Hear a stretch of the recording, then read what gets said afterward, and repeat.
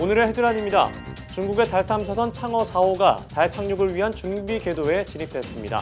달에서 100km 고도에 있던 창어 4호는 궤도 변경에 성공해 새해 초 인류 최초로 달 뒷면에 착륙할 예정입니다. 주로 남해와 동해 남부 해역에서만 관측됐던 적조가 울릉도와 동해 독도 해역까지도 영향을 미친다는 사실이 밝혀졌습니다. 적조가 확산하면 독도 주변 해양 생태계까지 피해를 볼 수 있어 이에 대한 대비가 필요해 보입니다. 우리 손으로 직접 만든 발사체와 위성 발사 성공부터 생활 속 방사선 공포를 가져온 라돈 침대 사태까지 올 한해 과학계 역시 크고 작은 이슈가 많았습니다.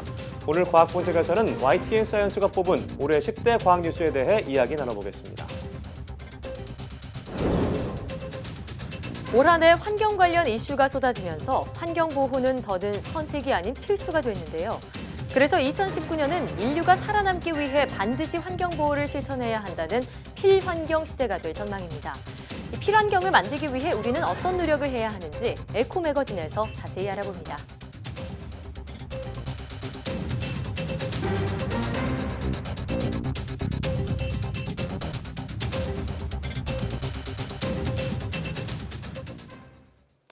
여러분 안녕하십니까? 사이언스 투데이입니다. 2019년 새해는 돼지, 그것도 복이 많다는 황금돼지의 해입니다. 보통 돼지하면 게으르고 멍청한 동물로 인식하고 있는데요. 꼭 그렇지만은 않다고 합니다. 네, 사육 여건만 좋으면 개보다 IQ가 더 높은 게 돼지라고 합니다. 오점군 기자입니다. 사육사와 함께 어린 꼬마들에게 볼거리를 제공하는 공연 돼지. 공을 몰고 가서 골대에 골을 집어넣기도 하고 볼링도 칩니다. 어린 꼬마 관람객들에게는 무릎 인사도 할 줄 압니다. 해피 인사. 자, 안녕하세요. 야, 반갑습니다. 반가워요. 자, 신기하게 이렇게 정리합니다. 장애물을 통과하면서 달리기 하는 이른바 애완돼지도 있습니다. 그리고 돼지는 후각을 담당하는 유전자 수가 1301개나 돼서 냄새 맡는 데는 이른바 선수입니다. 우리가 보통 돼지하면 떠오르는 지저분하고 느릿느릿한 모습과는 완전히 다른 이미지의 돼지들입니다. 실제로 돼지는 적정한 조건만 되면 상당히 영특한 동물이라고 합니다. 동서양을 막론하고 돼지는 게으르고 멍청한 동물로 묘사되고 있습니다. 하지만 충분한 사육 공간이 제공되면 돼지는 잠자리와 배변 공간을 구분할 정도로 청결하고 똑똑한 동물입니다. 실제 돼지의 IQ는 75에서 85 정도로 개보다 높은 것으로 알려져 있습니다. 귀한 대접을 받고 있는 믿음이라고 이름 붙여진 이 돼지. 장기를 이식해도 면역 거부 반응을 일으키지 않도록 유전자를 조작했는데 어마어마한 몸값에다 미래 연구 가치를 자랑하고 있습니다. 현재 믿음이의 각막을 사람과 비슷한 원숭이에게 이식해놓고 경과를 지켜보고 있는데 결과는 예상보다 훨씬 좋습니다. 믿음이 각막을 이식받은 원숭이는 현재까지도 면역 억제제 없이도 정상 기능을 수행하고 있어서요. 임상 이식에도 활용할 수 있는 수준에 도달했다고 생각하고 있습니다. 재물과 복을 상징한다는 돼지, 그리고 돼지꿈. 그래서인지 과거 황금 돼지해에는 출산율이 다른 해에 비해서 10%나 높았습니다. 보통 돼지 꿈을 꾸면은 재물 운수가 좋다고 하죠. 그래서 복권을 사시는 분들도 있는데요. 아무쪼록 2019년 새해에는 모두가 다 돼지 꿈을 꾸는 그런 한 해가 됐으면 좋겠습니다. YTN 오점권입니다. 지구에서 보이지 않는 달의 뒷면에 인류 최초로 착륙할 중국의 달 탐사선 창어 4호가 예정된 착륙 준비 궤도에 진입했습니다. 관영신화통신은 창어 4호가 어제 오전 달에 가장 가까이 접근한 지점인 근월점 고도 약 15km, 달에서 가장 멀리 있는 지점인 원월점 고도 약 100km로 달을 도는 궤도에 진입했다고 보도했습니다. 관제센터는 달 뒷면에 창어 4호가 착륙할 적당한 시간을 정할 계획입니다. 창어 4호는 지난 8일 중국 쓰촨성 시창 위성발사센터에서 창정 3호 로켓에 실려 발사됐습니다. 지난 22일 인도네시아 순다 해협을 덮치면서 400여 명의 목숨을 앗아간 쓰나미의 원인으로 지목된 화산이 분화를 멈춰 추가 재해 우려가 완화됐습니다. 인도네시아 화산 지질 재난 예방센터는 성명을 통해 아나크라카타우 화산의 움직임을 측정한 결과 별다른 진동이 발생하지 않고 있다며 이같이 밝혔습니다. 전문가들은 화산의 경사면이 분화로 붕괴하면서 해저 산사태와 쓰나미를 연쇄적으로 유발한 것으로 보고 있습니다. 주홍빛을 내는 우리나라 전통 안료가 LED 조명을 받으면 변색이 빨라지는 것으로 나타났습니다. 현재 국공립박물관들이 대부분 LED 조명을 사용하고 있는데요. 이미 일부 그림은 색이 변한 것으로 확인돼 안전장치 마련이 시급해 보입니다. 최소라 기자입니다. 서울시 유형문화재 제137호인 십장생도입니다.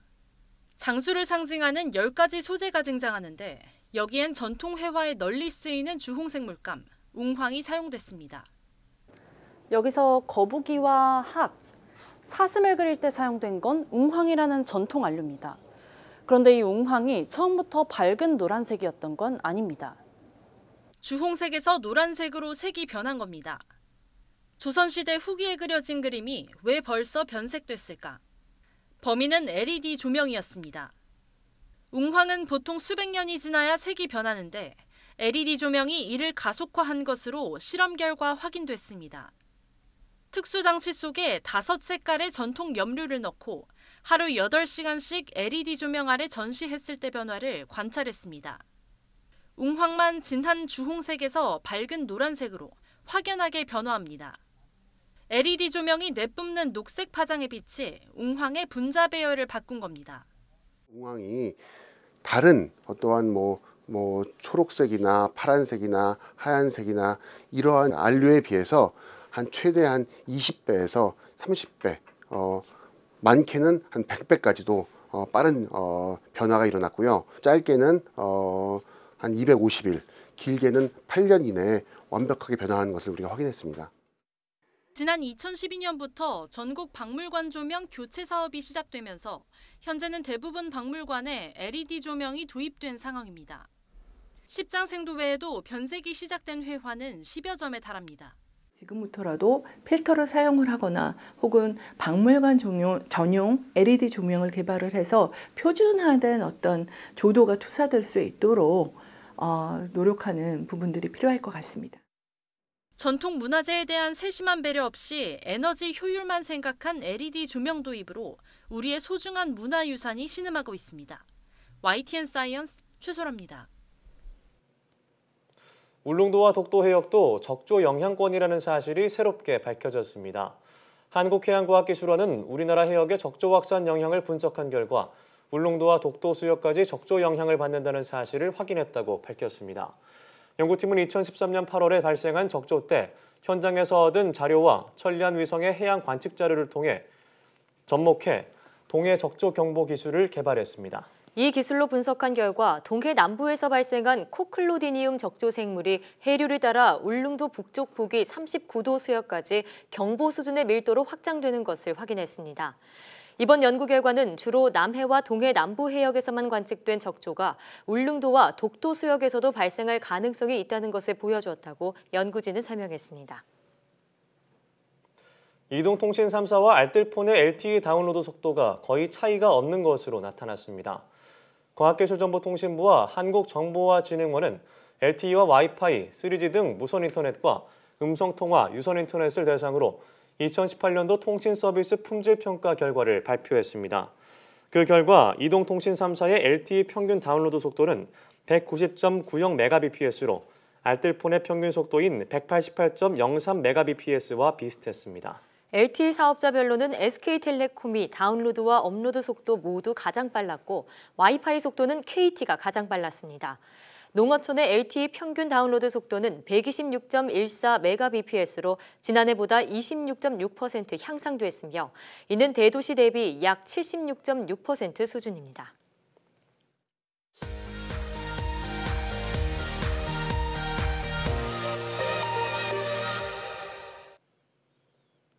화제의 뉴스를 골라 과학 기자의 시선으로 분석하는 과학 본색 시간입니다. 네, 스튜디오에 이혜리 기자 나와 있습니다. 안녕하세요. 안녕하세요. 네, 오늘은 어떤 얘기를 나눠볼까요?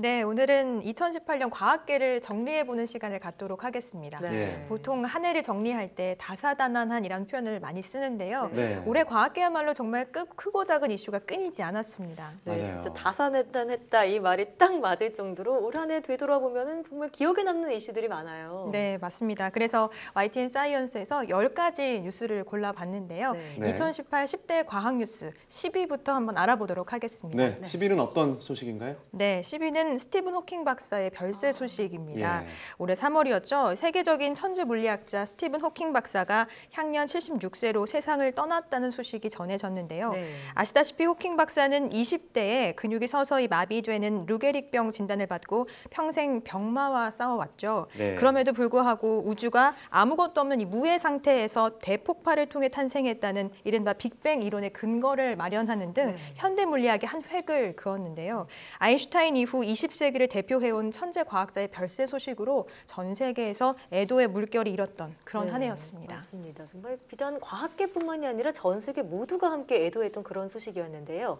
자, 한편 9위는 어떤 뉴스가 소식을 올렸나요? 네, 다음은 위성 발사와 관련된 소식입니다. 예. 올해는 특히 이제 우주와 관련된 소식들이 참 많았는데요. 그 중에서도 우리 힘으로 개발한 2개의 위성이 성공적으로 발사됐다라는 소식이 전해졌죠. 예. 그 주인공은 바로 천리안 EA호와 차세대 소형 위성이었습니다. 네, 두 위성 모두 이번 달 12월에 발사가 돼서 맞아요. 더 생생하게 기억이 남는 것 같아요. 네, 맞습니다.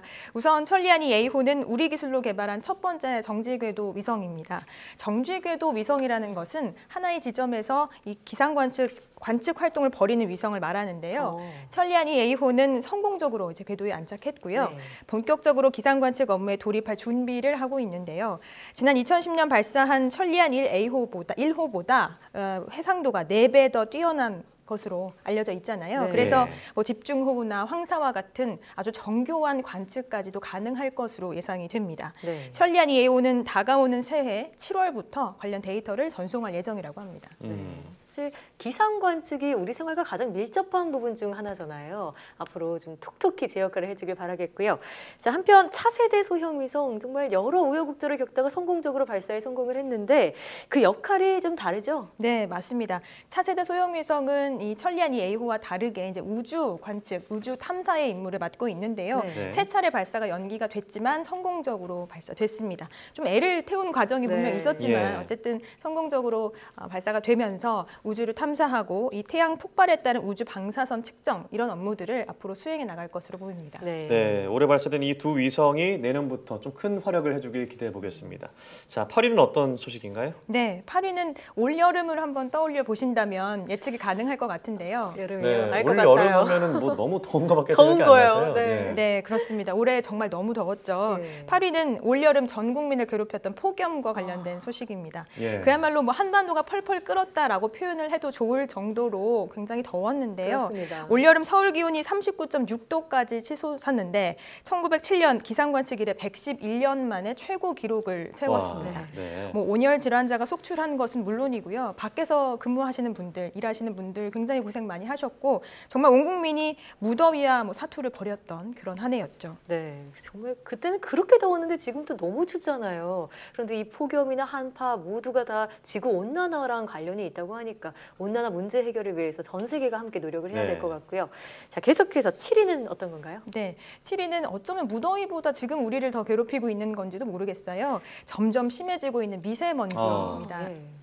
자, 미세먼지 요즘에 뭐 3만3이라 그래서 네. 3일은 춥고 뭐 4일은 뭐 미세먼지 미세먼지다. 때문에 걱정한다 이런 얘기 있는데 네. 참 한여름 빼고는 이제는 뭐 모든 계절이 다 미세먼지 때문에 좀 골칫거리인 것 같다는 생각이 들어요. 네, 그렇습니다. 뭐 도심, 비도심을 떠나서 청정 지역 제주까지 미세먼지가 덮었다는 소식이 전해지면서 네. 정말 재난적인 수준까지 미세먼지가 심해지고 있는데요. 이에 따라서 이제 미세먼지에 관한 각종 연구들도 좀 많이 나오고 있어요. 미세먼지는 이미 세계보건기구 WHO가 선정한 1급 발암 물질이기도 하고요. 장기적으로 미세먼지에 노출이 됐을 때 면역력이 떨어져서 기관지나 호흡기 질환을 유발하는 것은 물론이고 임신부의 경우에는 오랜 시간 미세먼지에 노출되면 태아가 이제 천식에 걸릴 위험이 6배 커진다 이런 연구도 나왔습니다. 과학계에서도 이제 심각성을 인식하고 관련 연구를 계속하고 있는데요. 뭐 한중간에 공동 연구를 한다거나 아니면 뭐 미세먼지를 줄이기 위한 어떤 실질적인 대안을 찾는데 고심을 하고 있는 모습입니다.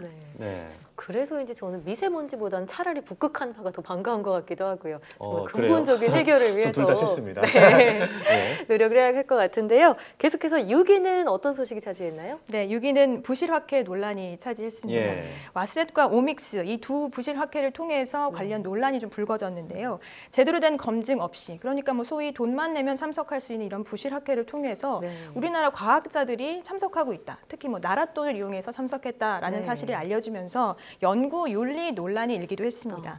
이 논란 이후 연구 윤리를 바로 세우기 위해서 뭐 가이드라인이 나오는 등의 어떤 후속 조치들이 있긴 했지만 연구 윤리라는 것이 연구자 스스로의 어떤 자정 노력이 좀 필수적인 부분이잖아요. 그래서 새해에도 이런 관련 노력은 좀 이어져야 할 것으로 보입니다. 네, 참 올해 부실화폐 논란 때문에 좀 이슈가 많았는데 내년에는 과학계가 좀 건강해졌으면 좋겠다는 생각이 듭니다. 자, 이제 5위죠. 5위는 어떤 소식인가요? 네, 5위는 유전자 편집아기 탄생입니다. 중국의 과학자 허쟁쿠이 교수가 유전자 편집 기술을 활용해서 인간배아 유전자를 편집해서 에이즈의 면역력을 가진 아이를 탄생시켰다라고 주장을 하면서 이제 논란이 일기 시작했는데요. 그동안 이제 과학계에서는 인간배아 유전자를 편집하는 것이 윤리적인 문제가 되기 때문에 금기시했는데 그거를 깬 거죠. 허 교수는 유전자 편집아기를 탄생시킨 이유가 해당 아이의 가족들을 위한 것이다라고 설명은 했지만 이 논란이 쉽사리 사그라들지 않았습니다. 그가 학계에 불러일으킨 파장을 반영하듯이 네이처는 올해 그를 10대 인물로 선정하기도 했습니다. 이 교수가 행방불명이 됐다 이런 소식도 전해졌는데 앞으로 관련 소식 계속 지켜봐야 할 것 같고요. 4위 계속해서 전해주시죠. 네, 4위는 플라스틱의 역습입니다. 올해 4월 재활용 쓰레기 대란으로 촉발된 이 플라스틱 쓰레기 처리 문제가 온 사회에 경종을 울렸는데요. 플라스틱이 분해되는데 걸리는 시간 얼마인지 대충 아시나요? 몇백 년 걸리지 않나요? 500년이라고 봤습니다. 네, 그렇습니다. 그러니까 뭐 사실 거의 분해되지 않는다라고 보는 게 맞는 거겠죠. 저는 이 올해 플라스틱 이슈 관련해서 환경 선진국의 독일까지 다녀와서 기획 취재를 하기도 했는데 현지에서 느낀 거는 이제 단순히 나의 어떤 즐거움이나 편리함만을 위해서 소비를 하는 시대는 이제 끝났다라는 거였거든요. 올해 플라스틱 사태를 계기로 뭐 업계와 정부, 뭐 플라스틱 빨대 퇴출 운동도 그렇고요. 뭐 매장 내에서 일회용 플라스틱컵 못 쓰게 하는 움직임도 그렇고 여러 가지 좀 변화가 있었는데 이런 움직임이 내년에는 사회 전반으로 좀 더 퍼져나갔으면 좋겠습니다. 네, 프라이부르크였죠. 네, 거기서 고생 많이 하셨는데 또 한 가지 또 이제 바다 거북의 코에서 플라스틱 빨대를 빼내는 그런 것도 생각이 나요. 좀 마음이 아팠는데 참 내년에는 말씀하신 대로 좀 환경 보호를 위해서 실천하는 그런 한 해가 됐으면 좋겠습니다. 자, 이제 세계 순위만 남겨놓고 있는데 자, 이제 3위죠. 어떤 소식인가요? 네, 3위는 세계 최초 5G 상용화 소식입니다. 이번 달 1일이었죠. 국내 이동통신 3사가 일제히 5G를 쏘고 전 세계 최초로 상용화에 들어갔는데요. 5세대 이동통신 이 5G는 우리가 지금 쓰고 있는 LTE보다 통신 속도가 20배가량 빠른 것으로 알려지면서 뭐 꿈의 이동통신이다 이렇게 불리기도 합니다. 지금은 이제 산업용 서비스를 중심으로 이루어지고 있지만 내년 3월에는 전용 스마트폰이 출시되는 등 소비자들도 이 5G를 체감할 수 있는 시대가 곧 도래하는데요. 뭐 이에 앞서서 올 초에 평창 동계올림픽에서 5G를 시범 서비스하면서 ICT 올림픽의 면모를 보여주기도 했죠. 이 꿈의 이동통신에서 우리나라가 좀 앞서가고 있는 만큼 앞으로의 변화에 좀 주목되는데요. 단순히 뭐 영화를 빠르게 다운받고 뭐 관련 콘텐츠를 빠르게 볼 수 있는 뭐 이런 장점들도 있지만 중요한 건 초연결 사회로 돌입한다라는 거거든요. 예를 들면 지금 이슈가 되고 있는 자율주행차나 원격 의료 그리고 뭐 VR과 같은 이런 기술들이 5G를 기반으로 앞으로 어떻게 더 발전할지 그리고 이와 관련해서 안전이나 보안에는 문제가 없는지 이런 것들을 좀 더 앞으로 살펴봐야 할 것 같습니다. 뭐 아직은 킬러 콘텐츠가 좀 부족하다 이런 의견도 있지만 그래도 3월에 전용 단말기가 나온다고 하니까 기대해 보겠습니다. 자, 계속해서 2위는 어떤 소식인가요? 네, 이제 두 가지 남겨놓고 있는데요. 2위는 라돈 침대 확산, 불안 확산 문제입니다. 네, 나왔군요. 네, 라돈이 검출된 침대로 촉발된 이런 생활 방사선 문제가 올해 좀 많이 도마 위에 올랐는데요. 라돈 침대를 비롯해서 우리 신체에 밀착하는 제품들의 라돈이 검출되는 사태가 이어지면서 라돈 포비아 현상까지도 이어졌죠. 이와 관련해서 정부는 이런 신체 밀착 제품에다가 방사성 원료 물질을 원칙적으로 사용하지 못하도록 했는데요. 더 안전해야 할 이런 생활 속 제품들에 대해서 지금까지 뭐 안전 관련 규제가 없었는데 네, 이런 뭐 기준이 마련됐다는 점에서 좀 의미가 있었던 것 같고요. 반드시 이와 같은 일은 반복되지 말아야 할 것 같습니다. 네, 지금 2위까지 살펴봤는데 네. 보니까 뭐 폭염, 미세먼지, 뭐 플라스틱, 라돈 침대까지 보면은 우리 생활에 좀 밀접한 이슈들이 좀 우리 이슈에 포함이 됐던 것 같아요. 네, 이렇게 맞아요. 과학 소식이 멀리 있는 게 아니라 우리 생활에 좀 밀접하게 가까이 있는 것 같다는 생각이 듭니다. 네, 맞습니다. 생활과 관련된 이슈들 중에서도 뭐 환경이나 안전 이런 이슈들이 네. 큰 주목을 받았습니다. 네. 그만큼 그런 분야에 대한 국민들의 관심이 높았던 거겠죠. 내년에는 안전이나 환경 분야 좀 더 안심할 수 있는 그런 사회가 됐으면 좋겠습니다. 네, 맞습니다. 자, 그리고 계속해서 이제 마지막 순위 살펴볼 텐데요. 지금 여태까지 이 얘기가 안 나와서 감 잡으신 시청자분들도 계실 것 같아요. 네. 대망의 1위 공개해 주시죠. 네, 대망의 1위는 뭐 예상하셨겠지만 네. 누리호 엔진 시험 발사체 발사 성공 소식입니다. 네. 2021년 우주로 발사될 한국형 발사체 누리호의 핵심이라고 할 수 있는 75톤급 액체 엔진의 성능을 검증하는 것이 성공적으로 끝난 건데요. 누리호는 순수 우리 기술로 개발 중인 발사체인데 네. 그중에서 가장 핵심인 이 엔진에 대한 성능 검증이 됐으니까 2021년 누리호에 대한 전망이 한층 밝아졌다라고 볼 수 있겠죠. 네. 시험 발사 전에 저도 뭐 준비 현장에 다녀오긴 했지만 뭐 시험 발사 직접 뭐 저희도 중계도 했지만 예. 보면서 예. 좀 감회가 새롭더라고요. 맞아요. 네, 누리호는 우리나라의 어떤 우주 주권을 실현하기 위한 거 아니겠습니까? 뭐 앞으로 남은 과제들이 많이 있긴 합니다만 앞으로 발사체 관련 소식은 저희가 내년에도 좀 꾸준히 전해드리면서 희망을 좀 같이 키워봤으면 좋겠습니다. 네. 네, 올 한해 10대 과학 소식을 알아봤는데 사실 좀 대부분 안 좋은 소식이 좀 많은 것 같아서 아쉬운데 내년에는 좀 좋은 과학 소식이 많았으면 좋겠습니다. 자, 10대 뉴스 정리하느라 고생 많았고 올 한해도 고생 많았습니다. 고맙습니다. 고맙습니다.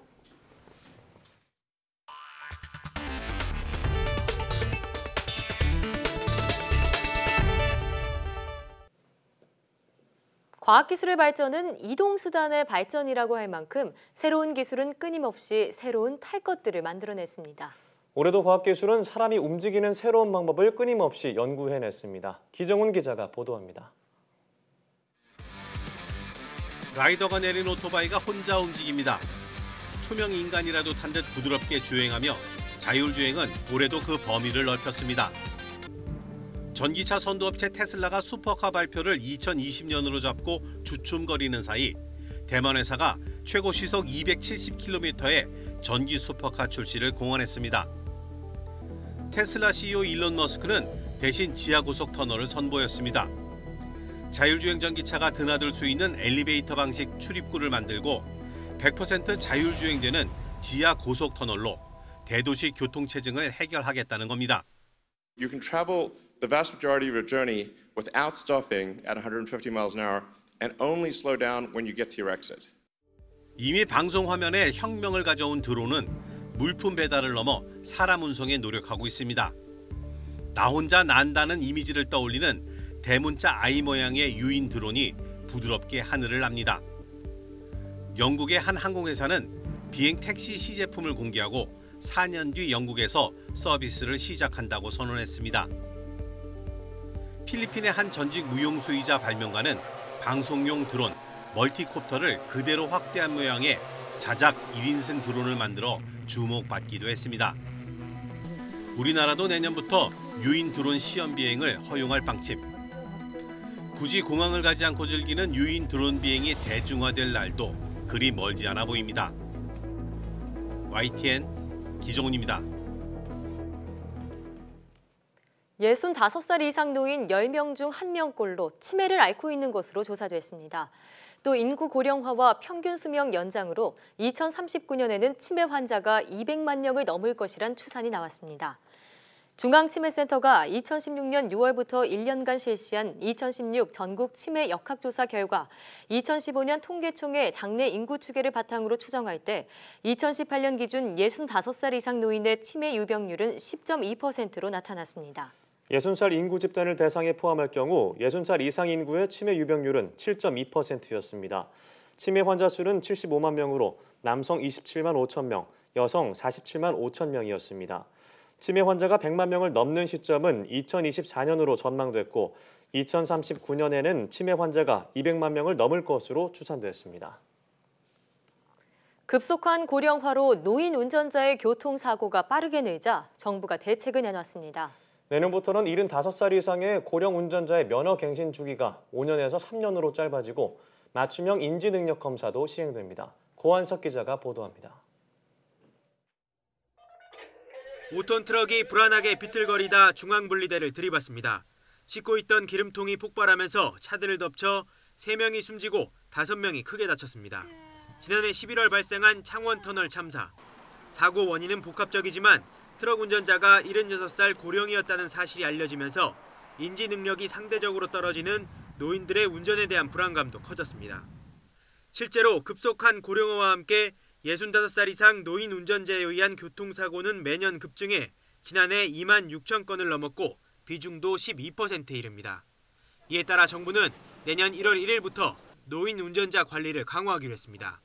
75살 넘은 고령자라면 5년이 아니라 3년에 한 번씩 면허를 갱신하고 적성검사도 다시 해야 합니다. 그때마다 2시간짜리 교통안전교육도 의무적으로 받아야 합니다. 고령자 교통안전교육에는 안전한 운전을 위해 필요한 기억력과 주의력 등을 스스로 진단하는 인지능력 자가진단이 포함됩니다. 특히 치매가 의심될 경우 별도의 간이검사를 거쳐 수시 적성검사 대상자로 분류해 정밀 진단합니다. 이와 함께 고령 운전자가 운전면허를 반납하면 교통비 지원 등의 혜택을 주는 제도도 넓혀나갈 계획입니다. YTN 관성입니다.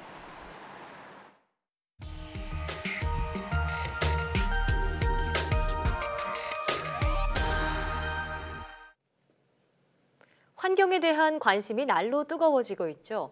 그동안 친환경이 더 좋은 환경을 만들기 위한 것이었다면 필환경은 앞으로 인류가 살아남기 위해 반드시 실천해야 하는 소비 행태인데요.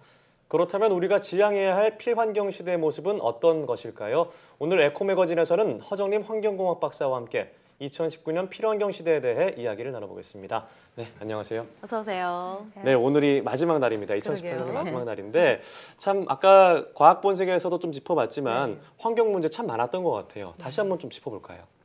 네, 그렇습니다. 2018년도에 여러 가지 환경 이슈가 많이 발생했는데요. 미세먼지, 그리고 폭염, 플라스틱, 그리고 라돈까지 여러 가지 문제가 휩쓸고 간 긴 한 해가 아니었나 싶습니다. 그러니까 그렇게 좀 떠올려 보니까 진짜 공포와 정말 대란으로 가득했던 한 해였다 이런 생각이 들 정도인데요. 네, 그렇습니다. 2018년도는 초미세먼지가 가장 심각한 문제로 기록될 전망인데요. 환경부에 따르면 올해 전국에 초미세먼지 주의보는 총 316회가 발령됐습니다. 정부가 초미세먼지를 공식 측정하기 시작한 2015년 이래 최다 수준이죠. 이어서 지난 4월에는 재활용 쓰레기 수거 논란으로 불거진 플라스틱 처리 문제가 사회적 파장을 일으키면서 정부는 지난 8월부터 커피 전문점 매장에 내 일회용 컵 사용 제한 정책을 시행하기에 이르렀습니다. 또한 지난 5월에는 유명업체 대진침대에서 대량의 라돈이 검출되었는데요. 이어 마스크, 베개, 싱크대 등 다양한 생활제품에서 라돈이 검출되면서 소비자들의 공포는 더욱 커졌습니다. 네, 뭐 짙은 미세먼지나 뭐 플라스틱 쓰레기 문제의 심각성을 좀 오래 알게 된 것 같은데 그래서 그런지 2019년에 소비 트렌드 키워드로 지목된 게 바로 필환경이라고요. 네, 그렇습니다.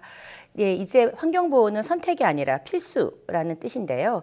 친환경이 더욱 좋은 환경을 만들기 위한 것이었다면 필환경은 앞으로 인류가 살아남기 위해 반드시 실천해야 하는 소비 행태입니다. 좋고 싫음의 기호가 아니고 죽고 사는 문제이기 때문이죠. 아까도 플라스틱 문제를 잠깐 말씀드렸지만 매년 전 세계가 생산하는 플라스틱 양은 3억 3천만 톤, 2050년까지 폐기되는 플라스틱 양은 약 120억 톤으로 추산되는데요. 이렇게 버려지는 플라스틱은 미세 플라스틱으로 바다로 떠다니다가 먹이사슬을 통해서 인간의 체내로 흡수되고 있습니다. 환경오염으로 인한 기후변화로 지구 곳곳에 기상재해 발생 빈도가 높아지고 있고요. 이런 문제를 개선하기 위해서라도 필환경은 반드시 실천해야 합니다. 네, 이 필환경, 그러니까 반드시 환경을 지켜야 한다. 이게 새해 키워드로 지정이 됐다고 하니까 이렇게라도 좀 변화가 시작되는 것 같아서 다행인데요. 자, 그러면 이런 필환경을 위해서 세계 곳곳에서는 어떤 노력들을 하고 있나요? 네, 제로 웨이스트 운동이 펼쳐지고 있는데요. 제로 웨이스트 운동이란 일상 속에서 쓰레기 배출을 최소화하고 어쩔 수 없는 것은 재활용하자는 것입니다. 네. 실제로 미국의 환경운동가 로렌 싱어는 쓰레기를 줄여서 4년간 배출한 쓰레기 양이 작은 유리병에 넣을 수 있는 정도라고 하는데요. 4년간이요? 네, 네. 삶을 살기 위해서 그런 쓰레기 없는 삶을 살기 위해서 로렌 싱어가 실천한 것은 포장된 식재재는 사지 않고 치약이나 로션처럼 스스로 필요한 것들을 만들어 쓰고 그리고 중고로 쇼핑하고 최소화된 삶을 추구한 것이었죠. 네, 이렇게 살면은 좀 불편할 것 같다는 생각이 들긴 하지만 좀 경각심을 좀 일깨울 수 있는 그런 일이라고 생각합니다. 자, 그리고 제로 웨이스트 운동의 하나로 또 물건 구매 전부터 재활용을 목표로 하는 프리사이클링 운동이 네. 또 주목을 받고 있다고요. 네, 그렇습니다. 리사이클링이라는 것은 예. 밀이라는 뜻의 접두사 프리와 그리고 재활용을 의미하는 리사이클링을 합친 합성어인데요. 프리사이클이요? 프리사이클링의 시작은 불필요한 포장 쓰레기를 줄이는 일입니다. 포장재의 약 70%는 폐기물이 돼 폐자원 낭비와 그리고 환경오염의 주범이 되는데요.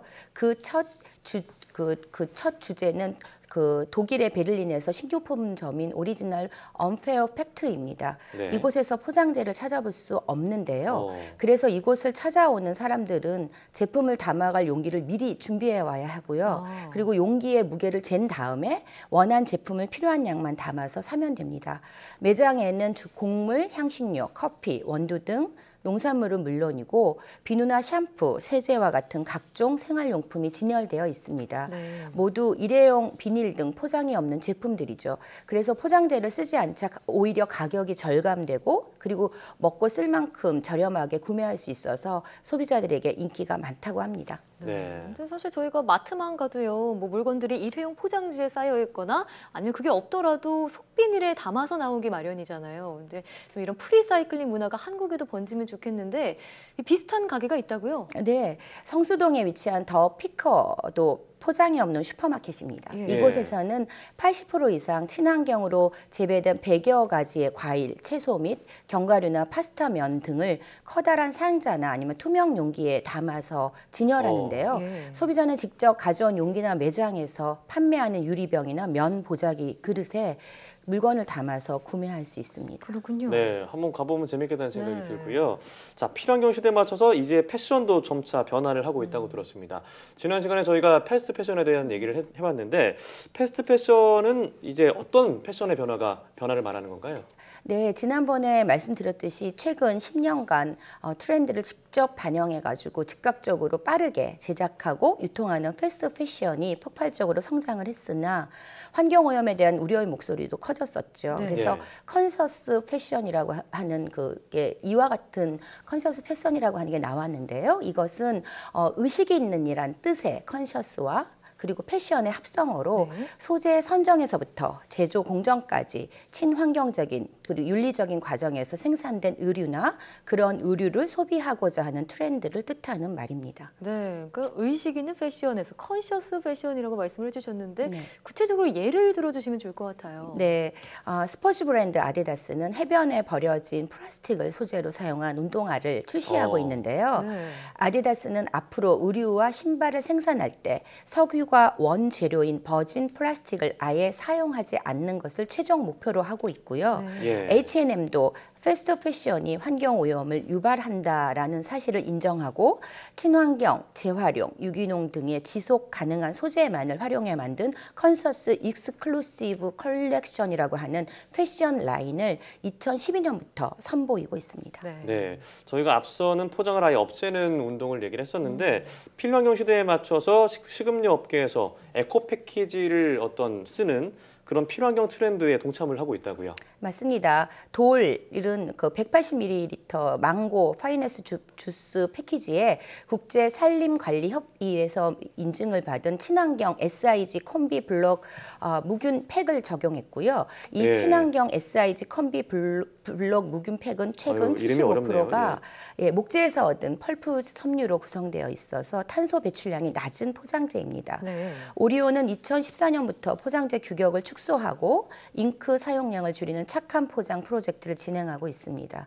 20여 개 제품의 포장재 규격을 축소하고 내용물을 늘리면서 자발적으로 환경 및 소비자 권익 보호에 나서고 있죠. 네. 자, 이처럼 환경을 위해 노력하고 있는 기업들의 사례를 말씀해 주셨는데, 자, 그러면 우리는 소비자로서 필환경을 위해서 어떤 노력을 할 수 있을까요? 네, 작은 소비 문화 그리고 나눔을 실천하는 그런 문화가 필요할 것 같고요. 불필요한 소비는 하지 않고 재활용하고 재사용을 실천해 나가는 것인데요. 작게는 나부터 쓰레기를 줄이고 에너지도 절약하는 친환경 생활을 몸소 실천해 나가시면 어느새 필환경적인 사회로 바꿔져 있지 않을까요? 네, 참 요즘 생활 속에서 환경 문제에 대한 경각심이라던가 그런 얘기들이 많이 나오는 것 같습니다. 자, 2019년에는 필환경 꼭 실천하도록 하겠습니다. 네. 자, 지금까지 허정림 환경공학 박사와 함께 이야기를 나눠봤습니다. 올해도 고생 많으셨습니다. 고맙습니다. 고맙습니다. 감사합니다.